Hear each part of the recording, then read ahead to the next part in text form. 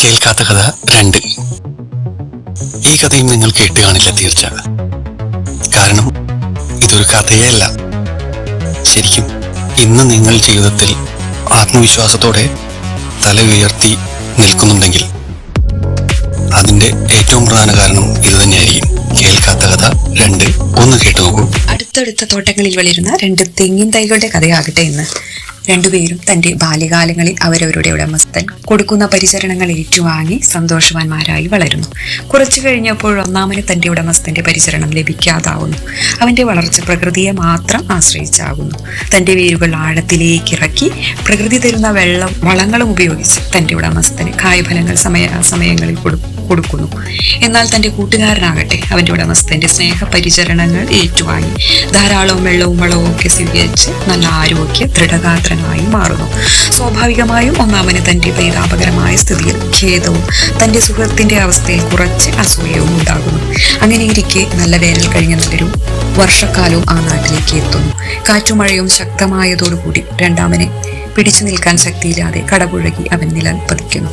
ഇത് കാണുന്ന ഒന്നാമൻ ആദ്യമായി തനിക്ക് ആവശ്യത്തിന് വെള്ളം തരാത്ത തന്റെ ഉടമസ്ഥനെ ഒരു നിമിഷം നന്ദിയോടെ സ്മരിക്കുന്നു. കാരണം വെള്ളം കിട്ടാൻ വേണ്ടി തന്റെ വേരുകൾ വളരെ ആഴത്തിൽ ഇറക്കിയിരുന്നത് കൊണ്ട് മാത്രമാണ് അവനെ ആ പ്രകൃതിക്ഷോഭത്തിൽ പിടിച്ചു നിൽക്കാനായത്. ഈ കഥയിലെ തെങ്ങിൻ തൈകൾ നമ്മളും ഉടമസ്ഥൻ നമുക്ക് വേണ്ടത് സമയാസമയങ്ങളിൽ തന്നുകൊണ്ടിരിക്കുന്ന ഈശ്വരനും. ജീവിതത്തിൽ നല്ല സമയങ്ങളിൽ അദ്ദേഹത്തിനെ പറ്റി നന്ദിയോടെ ചിന്തിക്കുന്നവർ വളരെ കുറവാണ്. മറിച്ച് ജീവിത പ്രശ്നങ്ങൾ ചെറിയ തോതിൽ വരുമ്പോഴേക്കും പരാതികളും പരിഭവങ്ങളുമായി നാം. ജീവിതത്തിലെ സുഖവും ദുഃഖവും ഒരു നാണയത്തിന്റെ 2 വശങ്ങൾ പോലെയാണ്. ഒരു വേനലിനെ ഒരു മഴയുള്ളതുപോലെ ലോഹത്തിനെ ചൂടാക്കി അടിച്ചു പരത്തി ഭംഗിയുള്ള രൂപങ്ങളാക്കി മാറ്റുന്നത് പോലെയാണ് ഈശ്വരൻ സന്തോഷം പോലെ ജീവിതത്തിൽ ദുഃഖങ്ങളും പ്രതിസന്ധി ഘട്ടങ്ങളും തരുന്നത് എന്ന് അറിവുള്ള ആചാര്യമ്മ പറയുന്നത്. പ്രതിസന്ധി ഘട്ടങ്ങളെ സമാധാനത്തോടെ നമുക്ക് നേരിടാൻ കഴിഞ്ഞാൽ ജീവിതത്തിൽ സന്തോഷവും സമാധാനവും നിലനിർത്തി ജീവിത വിജയം നേടാൻ കഴിയുമെന്ന് ആചാര്യന്മാർ പറയുന്നു. ചെറിയ പ്രശ്നങ്ങളെ പോലും നേരിടാൻ കഴിയാത്ത ഒരു പുതിയ തലമുറയാണ് ഇന്ന് വളർന്നു വരുന്നത്.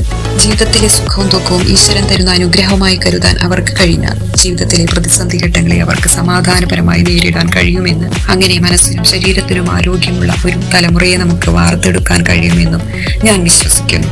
ചെറിയ കാലം തൊട്ടേ നമ്മുടെ മക്കൾക്ക് ഈശ്വര വിശ്വാസം വളർത്തി കൊടുക്കാനുള്ള സാഹചര്യം ഉണ്ടാക്കി കൊടുക്കേണ്ടതാണ്.